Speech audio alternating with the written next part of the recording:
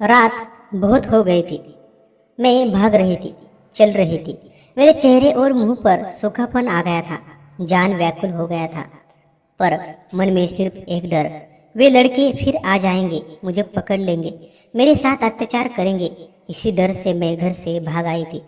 कुछ दूरी जाने के बाद मुझे सड़क के किनारे एक पुरानी बेंच दिखाई दी।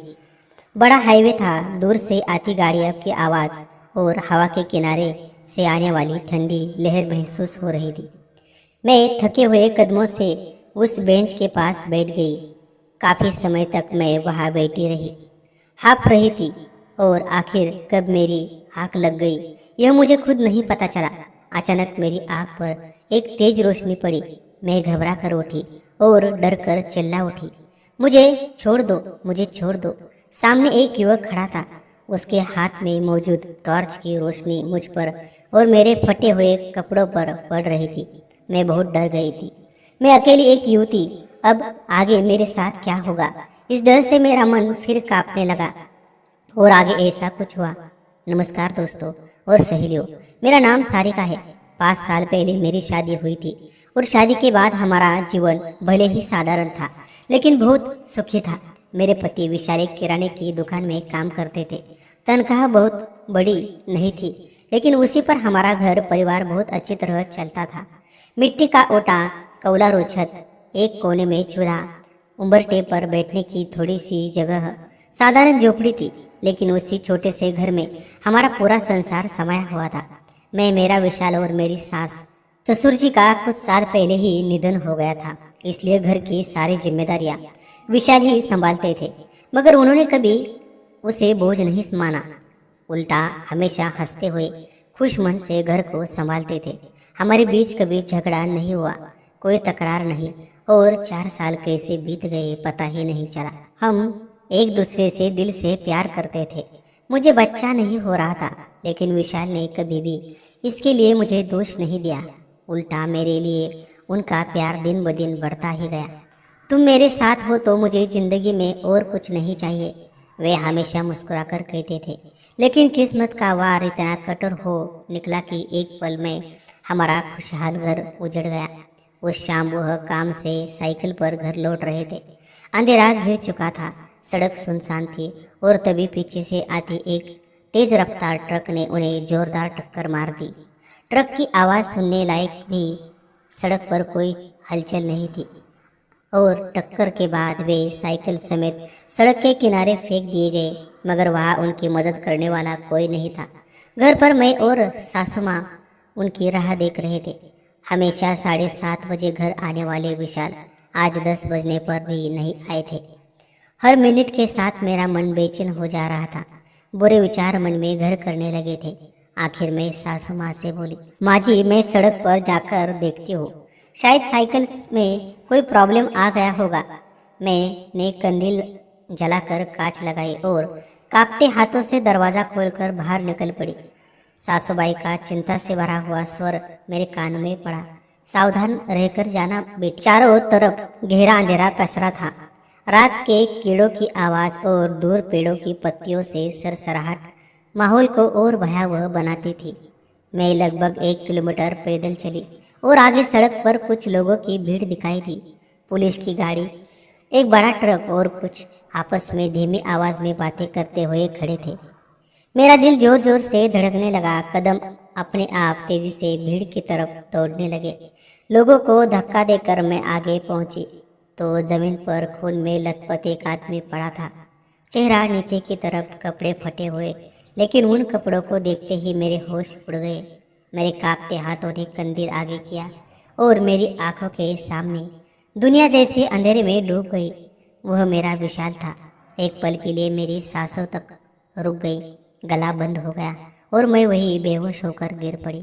कुछ लोगों ने मुझ पर पानी डालकर मुझे होश में लाया, लेकिन जैसे ही मैंने आंखें खोली मुझे महसूस हुआ कि किसी ने मेरे पूरे जीवन को झकझोर कर टुकड़ों में बांट दिया है। पुलिस उसका शव अस्पताल ले गई। वहाँ की औपचारिकताएं पूरी होने के बाद उन्हें घर लाया गया। घर का हर कोना शोक में डूबा हुआ था। सासूबाई का फुट फुट कर रोना सहा नहीं जा रहा था और मैं तो इतनी टूट चुकी थी कि मेरे गले से भी एक भी शब्द नहीं निकल पा रहा था। हमारी छोटी सी दुनिया जो कभी खुशियों से भरी थी, उस पर ऐसा दुख का तूफान टूटा कि जीवन की नींव ही हिल गई। मेरे मायके में भी सबकी आंखों में पीड़ा थी, क्योंकि जिसके साथ मेरा पूरा जीवन बसने वाला था, वह एक पल में हमेशा के लिए दूर चला गया था। पति का अंतिम संस्कार होने के बाद मैं कुछ दिनों के लिए मायके आ गई। मन पूरी तरह बिखर चुका था, शरीर में ताकत नहीं थी और जिंदगी के इस अचानक बड़े मोड़ ने मुझे बिल्कुल दिशाहीन बना दिया था। लगभग 2 महीने तक मैं मायके में रही। मेरे भाई की शादी को भी अभी सिर्फ 1 साल हुआ था। शुरुआत में उम्मीद थी कि भाभी मेरे दुख में मेरा सहारा बनेगी, पर धीरे धीरे महसूस हुआ कि उनके स्वभाव में लगातार चिड़चिड़ापन, बेचैनी और कठोरता बनी रहती थी। उनके व्यवहार में मेरे लिए जरा भी ममता नहीं थी। मैं वहाँ ज़्यादा दिन रह रही हूँ और घर का काम कर रहे हो, यह बात उन्हें बिल्कुल रास नहीं आती थी। मैं सुबह से शाम तक बर्तन, कपड़े, खाना बनाना, आंगन साफ करना, घर का हर काम करती थी, फिर भी उनकी नज़र में मैं हमेशा बोझ ही थी। माँ बाप उम्र दराज होने के कारण कुछ बोल नहीं पाते थे। भाभी के कटु और चुपते शब्द सुनकर उनका दिल भी दुखता था। उनके चेहरे पर दिखता असहाय भाव देखकर मेरी पीड़ा और बढ़ जाती, क्योंकि मुझे लगता कि मेरी वजह से वे भी परेशान हो रहे हैं। आखिरकार मैंने ही तय किया कि जितना भी दुख हो, जितनी भी चोट लगी हो, अपने मन को सुकून देने वाली अपने घर लौटना ही बेहतर है। इसलिए मैं वापस ससुराल आने का निर्णय लिया। यह सासूबाई बहुत प्यार करने वाली, शांत और समझदार थी। उन्होंने मेरे दुख का बोझ बिना कहे समझ लिया, मेरे मन की पीड़ा को महसूस किया और मुझे फिर से एक घर जैसा अपनापन दिया। हम दोनों ही एक दूसरे को संभालते हुए दिन काटने लगे। जैसा काम मिलता हर हम कर लेते। हमारा घर गांव से थोड़ा दूर था, इस वजह से बहुत कम लोग आते जाते थे, लेकिन दुनिया की निगाहों में कभी थमती नहीं। हर कोई देखता भी था और मन में कुछ न कुछ कह भी जाता था, लेकिन हम दोनों चुपचाप अपनी जिंदगी संभालने की कोशिश करते। कौन किस नज़र से देख रहा है, यह बिना किसी के बोलने में भी समझ में आ जाता था। और मेरे हिस्से में तो अच्छे से ज़्यादा गंदी और नीचे नजरें ही आ रही थी। कोई हंसते हंसते कह देता, मेरे से शादी कर ले, रानी की तरह रखूंगा। कोई तो बेधड़क गंदे शब्द बोलता, रखेल बनकर रहे, तुझे सारी सुविधाएं दूंगा। ऐसे शब्दों को सुनते ही मेरे पूरे शरीर में सिहरन दौड़ जाती, मन भीतर तक दहक उठत। पर मुझे जीना था, पेट भरना था, इसलिए मैंने हर गंदी बात, हर गंदी नज़र को अनदेखा करके खेतों में कड़ी मेहनत करना जारी रखा। लेकिन जिंदगी की परीक्षा अभी खत्म नहीं हुई थी। एक दिन सासूबाई अचानक गंभीर रूप से बीमार पड़ गई। मैंने दवाइयाँ दी, उनकी पूरी सेवा की, हर पल उनका ख्याल रखा, लेकिन उनकी तबीयत दिन ब दिन बिगड़ती चली गई और आखिरकार एक दिन उन्होंने भी मुझे हमेशा के लिए छोड़ दिया। उनके जाने के बाद घर का पहले से टूटा हुआ सन्नाटा और भी भयानक लगने लगा।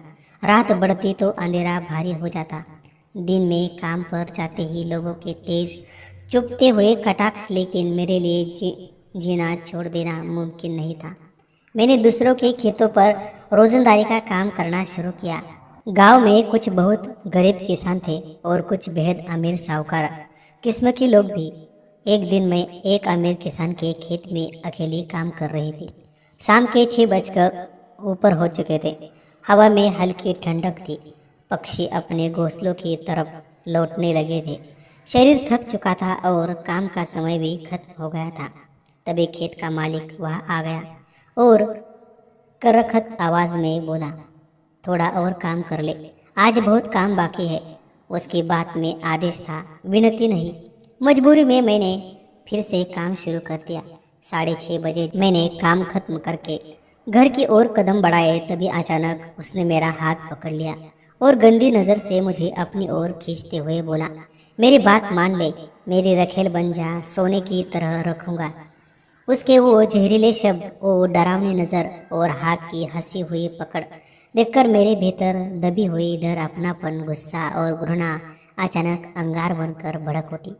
मैं उसके हाथ से छूटने के लिए छटपटाने लगी, लेकिन उस सुनसान खेत में मेरी मदद के लिए एक भी इंसान मौजूद नहीं था।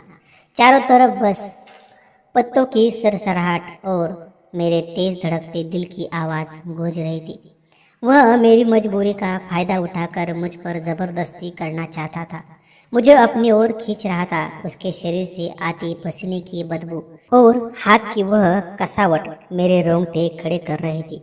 उस पल मेरी आंखों के सामने सिर्फ एक ही संकल्प था, मैं अब कभी किसी के आगे बेबस होकर नहीं रहूंगी। अचानक मैंने उसके हाथ पर इतनी जोर से दांत गड़ा लिए कि वह दर्द से तड़प कर चिल्लाया और हाथ छोड़ दिया। उस एक मौके को पकड़ते ही मैं पूरी जान लगाकर भागने लगी। कौन सा रास्ता है, किस दिशा में जा रही हो, घर कितनी दूर है, कुछ भी समझ नहीं आ रहा था।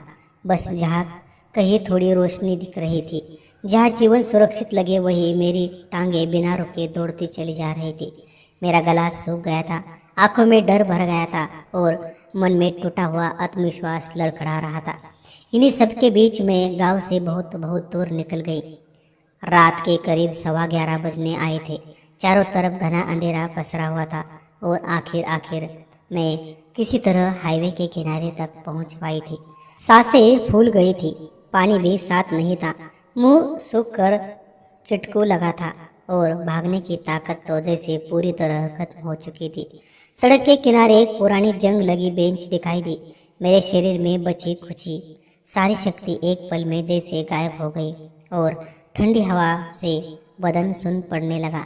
मैं उस बेंच पर बैठ गई, सिर घुटनों पर टिकाया और थकान के मारे कब आंख लग गई मुझे खुद भी पता नहीं चला। कुछ देर बाद अचानक कदमों की आहट सुनाई दी। अंधेरे में कोई मेरी ओर बढ़ रहा था। मेरी आंख फट से खुली और उसी क्षण मोबाइल की टॉर्च की तेज रोशनी सीधे मेरे चेहरे पर पड़ी। मैं घबरा कर पीछे झटकी, हाथ अनायास ही चेहरे के सामने चले गए। सामने एक आदमी खड़ा था। रोशनी के कारण उसका चेहरा साफ दिखाई नहीं दे रहा था, लेकिन उसकी आवाज़ में न डर था न कठोरता, बस स्थिरता और समझदारी थी। वो शांत लहजे में बोला, कौन है आप? इतनी रात को यहाँ अकेली क्या कर रही है? मैं कांपते हुए उसके सामने खड़ी हो गई, हाथ जोड़े और गले में अटकी आवाज़ के साथ विनती करते हुए बोली, मुझे कुछ मत कीजिए, मैं बहुत गरीब हूँ, मैं बस अपनी जान बचाने के लिए यहाँ आई हूँ। वह कुछ क्षण चुपचाप खड़ा रहा, जैसे मेरे कपड़ों की धूल, फटे हुए आंचल, फापती आंखें और आंखों में जमा डर सब पड़ रहा हो। फिर वह धीमे से बोला, डरिए मत, मैं आपको कुछ नहीं करूँगा। आपका नाम क्या है, कहाँ से आई है और इस तरह रात को यहाँ क्यों बैठी है? रोशनी की छाया में वह करीब 30-32 साल का लंबा गोरा कसरती शरीर वाला और चेहरे पर सच्चाई लिए हुए दिखाई दे रहा था। अंधेरे के बावजूद उसकी आंखों में चिंता और ईमानदारी साफ महसूस हो रही थी। डर के बावजूद उसकी विनम्र आवाज़ मुझे बोलने पर मजबूर कर रही थी।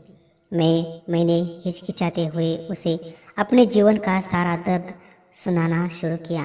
मेरी शादी, मेरा विवाह होना, साहूकार द्वारा किए गए अत्याचार का प्रयास और कैसे अपनी जान बचाने के लिए भागते हुए यहाँ तक पहुँची, यह सब मैं कांपती आवाज़ में बताती गई। यह सुनकर उसके चेहरे पर गुस्से की एक कड़ी लकीर उभर आई, पर वह गुस्सा मुझ पर नहीं था, मेरे साथ हुए अन्याय पर था। और यह महसूस करते ही मेरे दिल में उसके लिए एक अजीब सी लेकिन सुरक्षित लगने वाली भावना पैदा हुई। उसने कहा, अरे इतनी रात को अब आप कहाँ जाएगी? आगे आसपास कोई बस्ती भी नहीं है और यहाँ रुकना भी सुरक्षित नहीं है। मैं कुछ बोल नहीं पा रही थी। डर, थकान और भूख ने मेरे शब्द से छीन लिए थे। वह फिर से नरम आवाज़ में बोला, यही मेरा घर है, बिल्कुल पास में। मैं ऊपर छत पर टहल रहा था, तभी आपने यहाँ बैठी हुई दिखी। पहले तो लगा कोई परछाई या जानवर होगा, पर जब टॉर्च लगाकर देखा तो समझ आया कि यहाँ एक लड़की अकेले बैठी है, इसलिए नीचे आ गया। चलिए मेरे घर चलिए। मैं घबरा कर 2 कदम पीछे हट गई, कांपते स्वर में बोली, नहीं नहीं, मुझे नहीं, मत ले जाइए। वह थोड़ा और नज़दीक आया, आवाज़ को और शांत करते हुए बोला, आप बिल्कुल भी मत डरिए, मैं आपको कुछ नहीं करूँगा। अगर भरोसा हो तो चलिए। नहीं तो मैं ज़बरदस्ती नहीं करूँगा। लेकिन एक बार सोचिए, यह रात आप कहाँ बिताएंगी? उसके ये शब्द मेरे दिल में धीरे धीरे गहराई तक उतरने लगे। उसकी आंखों में कोई बुरी नीयत नहीं थी, बल्कि चिंता, समझदारी और सच्चाई साफ दिखाई देती थी। मेरा मन हल्का और शांत हो गया। मैंने मन ही मन सोचा, एक तरफ वो साहूकार की घिनौनी आंखें, गांव वालों की गंदी बातें, और दूसरी तरफ यह युवक महेश, जो मुझे बिल्कुल अनजान होते हुए भी इंसानियत के साथ हाथ दे रहा था। रात घना अंधेरा लेकर खड़ी थी। ठंडी हवा शरीर में चुभ रही थी। डर से बदन कांप रहा था। पर महेश की स्थिर आवाज़ सुनते सुनते पहली बार महसूस हुआ कि इस दुनिया में अच्छाई अभी भी जिंदा है। आखिरकार मैंने भीतर से हिम्मत जुटाई और उसके पीछे पीछे चलने लगी। अंधेरा इतना गहरा था कि लगता था सड़क को निगल गया हो। हमारे कदमों की आवाज़, आसपास की झिंगुरों की किरकिर, दूर किसी कुत्ते का भौंकना, सब मिलकर माहौल को और भयानक बना रहे थे। लेकिन महेश की मौजूदगी में मन को थोड़ी सुरक्षा महसूस हो रही थी। हम थोड़ा आगे बढ़े और अचानक सामने एक बड़ा खूबसूरत भव्य बंगला खड़ा दिखाई दिया।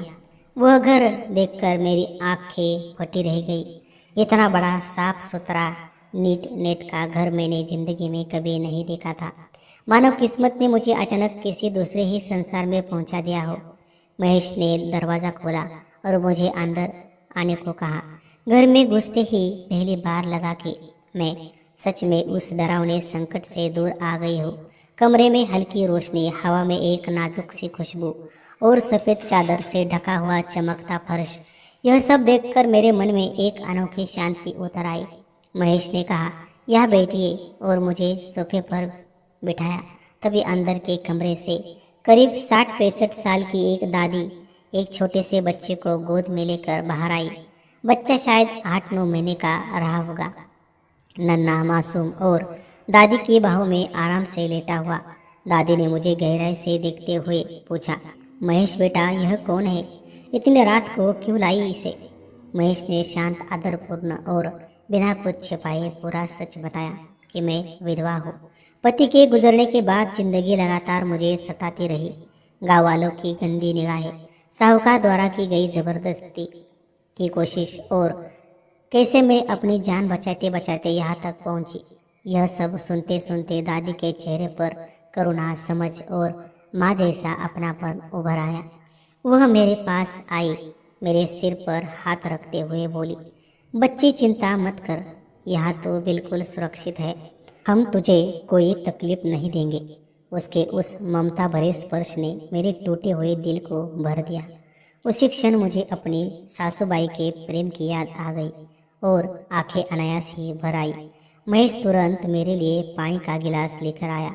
मेरे कांपते हाथ गिलास ठीक से पकड़ भी नहीं पा रहे थे, लेकिन उसकी निगाहों में कोई सवाल नहीं था, सिर्फ चिंता, सिर्फ देखभाल। दादी ने पूछा, कुछ खाया है क्या? मैंने सिर हिलाकर मना कर दिया। तब उन्होंने कहा, रुक, मैं तेरे लिए अभी कुछ गर्म करके लाती हूँ। रात कितनी भी देर हो चुकी थी, फिर भी दादी खुद रसोई में गई और मेरे लिए गरम गरम सब्जी भात बनाने लगी। पकते खाने की हल्की हल्की खुशबू मेरे घर में फैलने लगी और उस पल पहली बार मुझे महसूस हुआ कि इस अनजान घर में मेरे लिए किसी माँ जैसा दिल खुला जा रहा है। कुछ देर बाद दादी गरम गरम खाना लेकर मेरे सामने आई।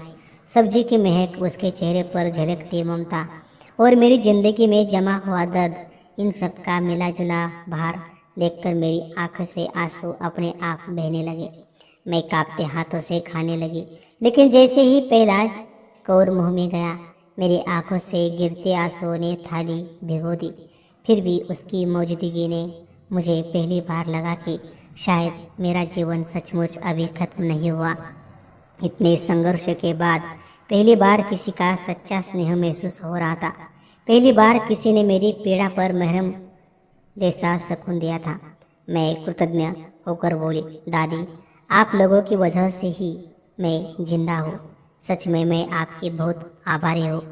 आपने मुझे सहारा दिया, विश्वास दिया। खाना लगभग खत्म हो आया था। तब दादी ने नरम आवाज़ में कहा, यह मेरा नातू महेश और यह उसका छोटा बेटा अमृत। इसकी माँ 7 महीने पहले ही चल बसी। डिलीवरी के वक्त बहुत परेशानी हुई। बच्चा तो बच गया पर माँ नहीं बच पाई। 7-8 दिन के इस नन्हे बच्चे को कभी माँ की गोद की नरमी नसीब ही नहीं हुई। यह सुनते ही मेरे बदन में सिहरन दौड़ गई। मैंने अनायास ही महेश की ओर देखा। उसकी आंखों में दबा हुआ दर्द, अकेलेपन की गहराई, परछाई और माँ विहीन बच्चे को संभालने की थकान साफ दिखाई दे रही थी। दादी बोल रही थी और महेश का गला भर आया था। उसकी उस पीड़ा ने मेरे मन को भी कसकर छू लिया। तभी मुझे समझ आया, दुख किसी एक घर में नहीं रुकता, वह हर किसी की जिंदगी में किसी न किसी रूप में जरूर आता है। खाना खत्म हुआ तो मैं उठी। तब दादी ने महेश से कहा, बेटा इसे गेस्ट रूम में ले जा, बिस्तर लगा दे। महेश आगे आगे चल रहा था और मैं धीरे धीरे उसके पीछे। रास्ते में साफ सुथरा घर, प्यार से सजे कोने, दीवारों पर लगी पारिवारिक तस्वीरें और पुरानी लकड़ी की खूबसूरत फ्रेम अब कुछ मेरी आंखों में समा रहा था। इतने अपनापन से बसे घर में चलते हुए पहली बार मुझे भी अपनी सी जगह महसूस हुई। उस रात जब मैं पहली बार एक सुरक्षित कमरे में सोने के लिए लेटी तो खिड़की से आती हल्की हवा, दूर से सुनाई देने वाली पंछियों की आवाज़ और कई दिनों बाद महसूस हुई सुरक्षा, ये सब मेरे विचारों में धीरे धीरे घुलने लगे। बार बार वही सवाल मन में उठ रहा था, कहाँ गाँव वालों की गंदी निगाहें, कहाँ साहूकार का राक्षसीपन और कहाँ ये देवता जैसे लोग। अनजान होते हुए भी इन्होंने मुझे सुरक्षा, सम्मान, खाना, सबसे ज़रूरी प्यार दिया। महेश दिल का कितना अच्छा है और हाँ, रूप से भी सुंदर है, लेकिन उससे कहीं ज़्यादा खूबसूरत है उसका स्वभाव, उसकी सादगी, उसकी नम्रता, उसकी जिम्मेदारी। ऐसे विचार करते करते मुझे कब गहरी नींद लग गई पता ही नहीं चला। सुबह मैं जल्दी उठी और बाहर आई तो दादी आंगन झाड़ रही थी। उनके हाथों की ताकत और चाल अभी भी उतनी ही फुर्तीली थी। महेश छोटे अमृत को अपनी गोद में लिए उसे हल्के हल्के झुलाते हुए किसी लोरी जैसी धुन गुनगुना रहा था। यह दृश्य देखते ही मेरे सीने में एक अलग ही गर्माहट की लहर दौड़ गई। इतनी उम्र में भी दादी इतना काम कर रही थी और महेश अपने बच्चे को इतने प्यार से संभाल रहा था। यह देखकर मेरी आंखें अनायास भर आई। गला भरकर मैं धीरे से बोली, मैं अब निकलती हूँ दादी, आप दोनों की मैं बहुत ऋणी हूँ। दादी ने झाड़ू रोक कर मेरी ओर देखा और जैसे माँ की तरह ममता से पूछ लिया, बेटी तू कहाँ जाएगी? तू कहती थी कि तेरा अपना कोई नहीं, फिर जिंदगी कैसे आसान होगी?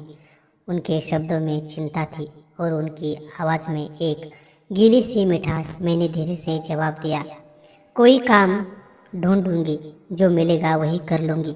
दादी कुछ पल मुझे देखते रही, जैसे मन में कुछ तौल रही हो। फिर दृढ़ स्वर में बोली, तुझे बाहर जाने की ज़रूरत नहीं है बेटी। महेश की पत्नी के जाने के बाद घर एकदम बिखर गया। अमृत बहुत छोटा है, दिन भर रोता है, महेश को ऑफिस जाना पड़ता है और मुझे अकेली हाथ सब संभालना बहुत मुश्किल पड़ता है। अगर तू चाहे तो घर का काम और बच्चे की देखभाल में मदद कर सकती है, अच्छा पैसा भी दूंगी और तू इसी घर में रह भी सकेगी। उनका प्रस्ताव सुनकर मैं सचमुच दंग रह गई। इतना विश्वास, इतना अपनापन, वह भी एक बिल्कुल अनजानी औरत पर। मैं कुछ सेकंड सोच में खो गई। इस घर में सुरक्षा थी, प्यार था, सम्मान था और सबसे बढ़कर एक नई शुरुआत का सहारा था। मैंने धीरे से सिर हिलाया और कहा, हाँ दादी, मैं यहाँ रहना चाहती हूँ, आपका बहुत उपकार है। इतना बोलकर मैं आगे बढ़ी और दादी के हाथों से झाड़ू धीरे से ले लिया। दादी ने थोड़ी हैरानी से मुझे देखा, पर उनकी आंखों में छुपी खुशी चमक साफ दिख रही थी, जैसे इस घर में किसी गर्म उजेड़ की वापसी हो गई हो। मैं आंगन झाड़ने लगी और उसी दौरान धीरे से पूछा, दादी किचन कहाँ है? मैं चाय बना देती हूँ। मेरे इस वाक्य से दादी की आंखों में हल्की खुशी से आंसू भर आए। उन्होंने मुझे रास्ता बताया और मैं सीधे किचन में जाकर गर्मा गर्म चाय बना लाई। बाहर आई तो अमृत रो रहा था। मैंने चाय दोनों के हाथ में दे दी और अमृत को अपनी गोद में ले लिया। जैसे ही वह मेरी बाहों में आया, वह शांत हो गया। मेरी छाती पर सिर रखकर स्थिर सांसें लेने लगा। यह देख दादी और महेश की आंखों में एक साथ आश्चर्य, सुकून और गहरी खुशी झलक उठी। जब अमृत लगभग सो गया तो मैंने उसे धीरे से उठाकर किचन में ले गई। उसके लिए गर्म दूध बोतल में भरा और वापस आकर उसे प्यार से पिलाने लगी। उस पल दादी और महेश के चेहरे पर एक हल्की मगर स्थिर चमक थी, जैसे इस घर में लंबे समय बाद कोई खोई हुई शांति और ममता अपनी सही जगह वापस पा रही हो। बच्चे के सो जाने के बाद मैंने उसे चादर उड़ाकर ढक दिया और फिर जल्दी जल्दी किचन में जाकर खाना बनाने लगी। प्याज टमाटर की खुशबू, तड़के की छनछनाहट और कढ़ाई में उबलती सब्जी की हल्की सी महक पूरे घर में फैलने लगी। रात के करीब 9 बजे बजने आए थे। मैं बाहर आकर दादी से बोली, दादी खाना बन गया है। दादी मुस्कुराकर बोली, चलो जल्दी खाना खा लेते हैं, नहीं तो महेश को ऑफिस में देर हो जाएगी। फिर हम तीनों साथ में खाना खाने बैठे। खाना खाते समय मुझे लगातार महसूस हो रहा था कि महेश बार बार मेरी तरफ देख रहा है, कभी एकटक, कभी हल्की सी झिझक के साथ और कभी गहरे विचारों में खोए हुए। जैसे ही मुझे उसकी नज़र महसूस होती, मेरे भी आंखें अनायास ऊपर उठ जाती, लेकिन मैं तुरंत ही नज़रें चुराकर फिर से थाली में देखना शुरू कर देती।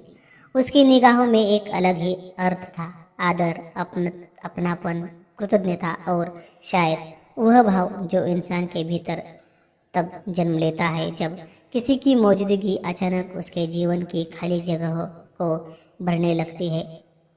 खाना खत्म होने के बाद महेश अपनी 4 व्हीलर लेकर ऑफिस के लिए निकल गया। उस दिन के बाद मैं इस घर में किसी अनजानी मेहमान जैसी नहीं रही। मैं मानो इस घर का ही एक हिस्सा बन गई। बच्चे की देखभाल करना, घर की सफाई, खाना बनाना, दादी की मदद करना, ये सब मैं मुस्कुराते हुए खुशी खुशी करने लगी। दादी भी हर काम बड़े प्यार से मुझे सिखाती, जैसे उन्हें अपनी खोई हुई बेटी अचानक वापस मिल गई हो। इस कुछ दिनों में मैं महसूस किया कि घर की ऊष्मा, रिश्तों की मिठास और मन की शांति धीरे धीरे मेरे भीतर बसती जा रही है। उससे भी ज़्यादा मुझे महसूस होने लगा है कि महेश अब मुझे पहले से ज़्यादा ध्यान से देखने लगा है। मैं जब बच्चे को गोद में लेकर आंगन में टहलती, कपड़े सुखाती या बस घर में कहीं आती जाती, वह अभी दरवाजे की चौखट से, कभी खिड़की के कोने से, तो कभी यूं ही किसी बहाने से मेरी ओर देखने की कोशिश करता। और अब मेरी आंखें उसकी आंखों से टकराती तो वह हल्की सी मुस्कान दे देता, और जब अमृत मेरी गोद में होता तब उसकी आंखों में एक अलग ही नरमी दिखाई देती, जैसे उसे लगता हो कि बच्चे को माँ की ममता की कमी मेरे हाथों की गर्माहट में कुछ पल के लिए ही सही पूरी हो रही है। एक दिन तो उसने अपनी पत्नी की पुरानी लेकिन बहुत सुंदर साड़ियाँ मेरे सामने रख दी और आवाज़ दबाते हुए बोला, जो आपको पसंद आए रख लीजिए। वे साड़ियाँ महंगी, रेशमी और ऐसी थी जिन्हें मैंने अपने जीवन में कभी छुआ भी नहीं था, लेकिन उन साड़ियों को देते समय उसकी आंखों में हल्की सी पीड़ा दिखाई दे रही थी, एक दबा हुआ दर्द, एक न मिटने वाली खालीपन की टीस, और उसके पीछे पत्नी के लिए उसका गहरा प्यार। उसकी नज़रों से साफ समझ में आया कि उसकी पत्नी की जगह कोई नहीं ले सकता। मुझे लगा वह मुझसे प्रेम कर रहा है, ऐसा नहीं, बल्कि शायद मुझे बच्चे की माँ के रूप में देख रहा है। इन बातों से मेरे मन में अक्सर उलझन पैदा होती। कभी लगता कि यह सब सिर्फ परिस्थितियों से बनी भावनात्मक नज़दीकी है, और कभी लगता कि शायद वह मेरे भीतर की कोमलता, मेरी ममता को पहचान रहा है। लेकिन मैंने किसी भी कल्पना में खुद को बहने नहीं दिया और बस घर के काम, दादी की सेवा और बच्चे की देखभाल में ही मन लगाकर रखती रही। समय बीतता गया, मौसम की तरह घर का माहौल भी बदलता रहा, और इस घर में आए हुए अब मुझे लगभग 2 ढाई महीने हो चुके थे। अमृत के मन में भी मेरी एक अलग ही जगह बन गई थी। वह मुझे देखते ही दोनों हाथ फैलाकर माँ माँ कहने लगा। यह सुनते ही महेश और दादी दोनों एकदम ठिठक कर मेरी ओर देखने लगते। उस क्षण उनकी आंखों में आश्चर्य, कृतज्ञता और एक गहरा अनकहा अर्थ छुपा होता। लेकिन किस्मत की परीक्षा हमेशा अचानक ही आती है। एक रात करीब 9:30 बजे अमृत को अचानक तेज बुखार आ गया। उसका पूरा शरीर तप रहा था। उसकी छोटी सी छाती तेजी से ऊपर नीचे हो रही थी और अचानक वह मानो बेहोश सा लगने लगा। मेरे पैरों से जैसे जान निकल गई, हाथ कांपने लगे और गला भर आया। मैं जोर से चिल्लाई, महेश बच्चे को उठाओ जल्दी। महेश भागता हुआ आया। एक पल की भी देर न करते हुए उसने अमृत को उठा लिया और हम दोनों रोते कंपाते अस्पताल की तरफ दौड़ पड़े। उसकी छोटी सी देह मेरी गोद में थरथरा रही थी और मेरा दिल डर से कांप रहा था। अस्पताल पहुंचकर डॉक्टर ने जांच की और बताया कि अमृत को मलेरिया है और उसे तुरंत भर्ती करना पड़ेगा। यह सुनते ही मेरी आंखें भर आई, लेकिन मैंने खुद को संभालते हुए डॉक्टरों से विनती की, कृपया इलाज तुरंत शुरू कीजिए। बच्चा बहुत नाजुक है। तुरंत ही ड्रिप लगाई गई, इंजेक्शन दिया गया। उसके नन्हे हाथ से सुई चुभते ही मेरे दिल में ऐसी ठेस उठी कि जैसे सुई मेरे शरीर में चुभ रही है। महेश मुझे देख रहा था। उसके चेहरे पर डर, अपराध बोध और साथ ही मेरी ओर अनकही कृतज्ञता साफ झलक रही थी। अगले 2-3 दिनों तक मैं दिन रात अमृत के पास ही रही। उसे गोद में लेकर सुलाती रही, उसके माथे पर गीला कपड़ा रखती और बुखार कम हो जाए इसलिए धीरे धीरे उसकी पीठ थपथपाती रहती। महेश भले ही चिंता में डूबा रहता, लेकिन उसके मन में मेरे लिए कुछ बदल रहा था। शायद उसमें उसे एक माँ दिख रही थी, शायद अपने बच्चे पर मेरा सच्चा प्रेम, शायद मेरे धीरज की ताकत। उसकी आंखों में एक अलग सी चमक आने लगी थी और मैं उस नज़र से बार बार बचने लगी, क्योंकि मेरे भीतर एक औरत के मन में सवालों का तूफान उठने लगा। क्या वह मुझ में पत्नी का रूप देख रहा है, या सचमुच उसके दिल में मेरे लिए भाव पैदा हो रहे हैं? मुझे बार बार उलझन महसूस होती, मगर उस समय मेरी गोद में पड़े बच्चे से ज़्यादा महत्वपूर्ण मेरे लिए कुछ नहीं था। आखिर 2 दिनों बाद अमृत का बुखार उतरने लगा। उसकी सांसों सामान्य होने लगी और उसके छोटे से चेहरे पर फिर से जीवन की हल्की चमक दिखाई देने लगी। डॉक्टर ने डिस्चार्ज दिया और हम उसे घर लेकर आए। दरवाज़ा खुलते ही दादी की आंखों में खुशी के आंसू बह निकले। उन्होंने मेरे सिर पर हाथ रखकर भावुक होकर कहा, बेटा, जो हमारे घर में कोई नहीं कर पाया वह तुमने किया है। भगवान तुम्हें सुख दे। उनके इन शब्दों ने मेरे दिल पर जैसे शांति और तसल्ली का हाथ रख दिया। थोड़ी दूर खड़ा महेश यह सब देख रहा था। उसकी आंखों में एक अलग ही चमक थी, कृतज्ञता, सम्मान और कुछ ऐसा जो उससे भी कहीं गहरा था, जिसका एहसास मुझे हो रहा था मगर कोई शब्द में बयां नहीं कर पा रही थी। उस रात हम सब ने साथ में खाना खाया। अमृत चैन से सो रहा था। दादी किचन समेट रही थी और पूरे घर में एक सुकून भरी शांति बिखरी हुई थी। खाना खत्म करने के बाद मैं मन को थोड़ा शांत करने के लिए छत पर चली गई। रात की ठंडी हवा मेरे चेहरे पर लगते ही मेरे भीतर जमा हुआ सारा धुंध हल्का होने लगा। आसमान में चांद अपनी कोमल रोशनी फैला रहा था। हवा में हल्की नमी थी और मैं छत के कोने में खड़ी होकर अपने मन को स्थिर करने का प्रयास कर रही थी। तभी सीढ़ियों से आती किसी कदमों की हल्की आवाज़ मेरे कानों तक पहुंची। मैंने मुड़कर देखा तो अंधेरे में जैसे एक रोशन रेखा उतरती आ रही थी। वह महेश था, धीमी सी मुस्कान के साथ, जैसे दिल में कुछ छुपाकर। क्या यह मैं समझ सकती थी, पर खुद को उसे स्वीकार करने के लिए अभी तैयार नहीं कर पा रही थी। उसके कदम बहुत शांत थे, लेकिन हर कदम में एक दबी हुई भावना, एक निर्णय और शायद प्रेम का एक मौन स्वीकार छुपा हुआ था। वह मेरे पास आया और बिल्कुल मेरे बगल में आकर ठहर गया। उस पल हम दोनों ही जैसे कुछ बोलने योग्य नहीं रहे। बस चांद की मंद रोशनी, ठंडी हवा और रात की शांति हमारे बीच की भावनाओं की गवाही दे रही थी। महेश थोड़ा आगे झुका और अंधेरे में उसने मेरा नाजुक हाथ अपने हाथ में ले लिया। उसके स्पर्श से जैसे पूरे शरीर में एक गर्माहट की लहर दौड़ गई और मेरे रोंगटे खड़े हो गए। मैंने उसकी ओर देखा तो उसकी आंखें भर आई थी। वे आंखें मुझसे बात कर रही थी। मेरी पीड़ा, मेरी ताकत और मेरे भीतर छिपा हुआ प्रेम उस क्षण महसूस हो रहा था। मैंने कांपती आवाज में पूछा, क्या हुआ महेश? वो भावुक होकर बोला, सारिका, मैं जो करने जा रहा हूँ वह सही है या गलत मुझे नहीं पता, लेकिन मेरा दिल मुझे रोक नहीं पा रहा। तुमने मेरे लिए जो किया है ना, वह किसी ने कभी नहीं किया। मेरे बच्चे को तुमने अपनी जान से ज्यादा संभाला, घर को तुमने स्नेह दिया, मेरी दादी को तुमने माँ जैसे सहारा दिया, और जब बच्चा बीमार था तब तुमने दो दो रातें बिना सोते हुए उसके सिरहानी गुजारी। जिस तरह तुम इस घर में आई उसी तरह धीरे धीरे तुम मेरे दिल में भी उतरती चली गई। बिना आवाज, बिना दावा, पर बहुत गहराई तक। वह थोड़ा रुका। मेरी हथेली पर उसकी पकड़ और मजबूत हुई। तुम खूबसूरत हो, दिल से भी और रूप से भी। तुम सावली तो हो, तो क्या हुआ, मुझे तुम वैसी ही पसंद हो। मुझे तुम चाहिए, मेरे बच्चे की माँ के रूप में नहीं, बल्कि मेरे जीवन के सहारे के रूप में। मैं तुमसे प्यार करता हूँ, बहुत बहुत प्यार करता हूँ।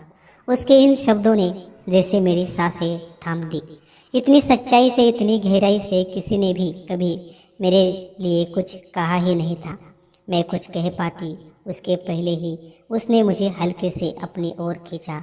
हमारे चेहरे पर पास आए और अगले ही पल हमारे होठ एक कोमल, गहरे और भावनाओं से भरे चुंबन में मिल गए। उस चुंबन में कोई वासना नहीं थी, उसमें हमारी पीड़ाएं पिघल रही थी, प्रेम खिल रहा था, कृतज्ञता का भार हल्का हो रहा था और एक नया भविष्य जैसे शांतिपूर्वक आकार ले रहा था। भावुक होकर मैंने उसे कसकर गले लगा लिया। मेरी आंखों से आंसू बहने लगे और मैं धीमी आवाज में बोली, मुझे भी आप दिल से अच्छा लगने लगे हैं महेश। उस दिन अगर आपने मुझे हाईवे पर नहीं देखा होता, आपने घर में जगह नहीं दी होती, तो शायद आज मैं जिंदा भी नहीं होती।